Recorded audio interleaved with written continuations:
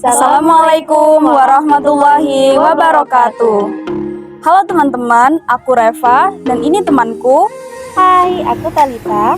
Dan satu lagi temanku. Halo, aku Tia. Sekarang kita ada di Monumen Tugu Pahlawan dan Museum 10 November.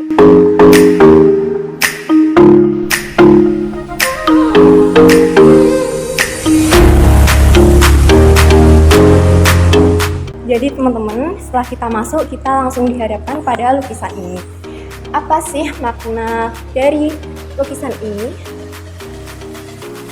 Nah, jadi teman-teman, lukisan ini adalah sebuah lukisan yang mengilustrasikan bagaimana perjuangan arek-arek Surabaya dalam peristiwa perobekan bendera Belanda pada Hotel Yamato yang terjadi pada tanggal 19 September 1945.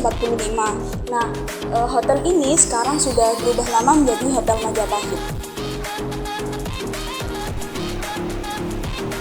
Kemerdekaan Indonesia tidak hanya diperjuangkan oleh para akademisi, namun juga salah satunya oleh alim ulama yang bernama Kiai Haji Hasyim Asy'ari yang pada waktu itu memperjuangkan Indonesia melalui pergerakan resolusi jihad melawan penjajah pada tanggal 22 Oktober 1945.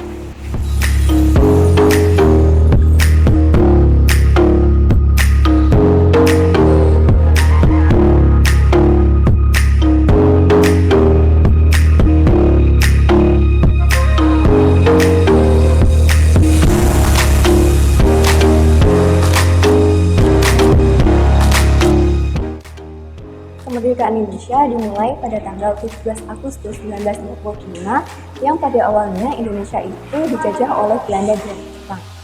Kemerdekaan Indonesia diproklamasikan langsung oleh Insinyur Soekarno yang didampingi oleh Muhammad Hatta. Pada tanggal 6 dan 9 Agustus, Jepang dibom oleh Sekutu yang mengakibatkan kekalahan Jepang dan peristiwa tersebut dimanfaatkan Indonesia untuk memproklamasikan kemerdekaan Indonesia. Tetapi sebelum terjadinya proklamasi kemerdekaan, terdapat kontra antara golongan muda yang diwakili oleh Hairul Saleh dan golongan tua yang diwakili oleh Soekarno. Golongan muda memaksa golongan tua untuk segera memproklamasikan kemerdekaan, tetapi ditolak, hingga pada akhirnya terjadi peristiwa penculikan Rengas Dengklok oleh golongan muda terhadap golongan tua. Pada peristiwa itu, pada akhirnya golongan tua setuju untuk menuliskan teks proklamasi dan memproklamasikan kemerdekaan Indonesia pada 17 Agustus 1945. Jadi teman-teman sekalian, kita sudah mengetahui bukan bagaimana panjangnya perjuangan untuk memerdekakan Indonesia. Jadi sebagai para pemuda yang baik, mari kita sama-sama mempertahankan kemerdekaan Indonesia dengan tetap menjaga nilai-nilai Pancasila yang telah ada dari perjuangan dulu hingga sekarang. Halo teman-teman. Setelah sebelumnya kita sudah menjelajah di Tugu Pahlawan dan Museum 10 November, sekarang kita ada di Museum Pendidikan. Di sini kita akan mempelajari sejarah pendidikan yang ada di Indonesia. Guys, stay tune guys. Oke teman-teman sekalian, sekarang kita sudah ada di dalam Museum Pendidikan. Mari kita eksplor apa aja yang ada di dalam museum ini.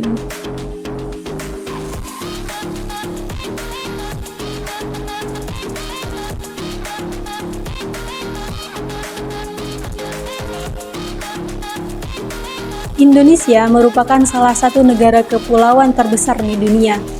Indonesia sendiri memiliki 17.000 kepulauan dan hanya 7.000 kepulauan yang berpenghuni.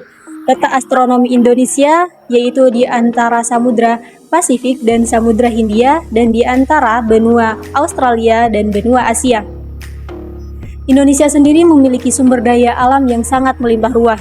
Oleh sebab itu, banyak sekali dari bangsa barat yang ingin memperbudak bangsa Indonesia atau hanya untuk menguasai hasil rempah yang terdapat di Indonesia.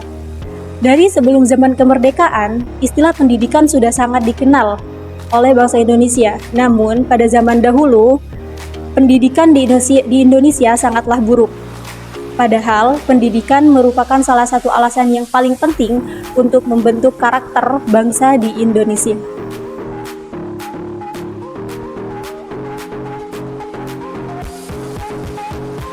Nah, mari kita lihat apa saja yang ada di dalam museum ini. Di samping ini adalah lampu minyak yang digunakan pada zaman dahulu, sebelum adanya lampu menggunakan listrik seperti masa saat ini. Lampu ini selain digunakan sebagai penerangan di dalam rumah, para pelajar zaman dahulu juga menggunakan lampu ini untuk menerangi ketika mereka belajar atau membaca buku seperti yang digambar.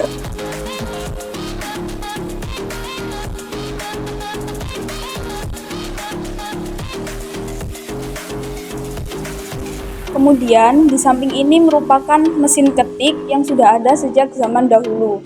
Namun, di masa saat ini, mesin ketik sudah sangat sulit untuk ditemukan karena adanya perkembangan teknologi seperti komputer dan laptop.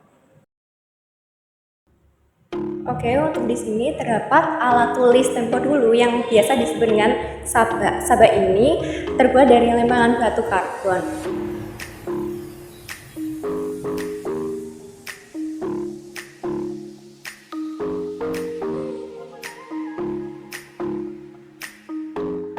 Selanjutnya terdapat alat hitung yang digunakan sebelum adanya teknologi modern seperti kalkulator. Ini disebut dengan sempoa, alat hitung tempo dulu. Oke teman-teman sekalian, sampai di sini dulu perjalanan kita menjelajahi Tugu Pahlawan, Museum 10 November, dan Museum Pendidikan. Terima kasih sudah mengikuti perjalanan kita. Semoga apa yang kita sampaikan dapat bermanfaat bagi teman-teman semuanya. Dan jangan lupa like, subscribe, and comment ya. Bye-bye. Wassalamualaikum warahmatullahi wabarakatuh.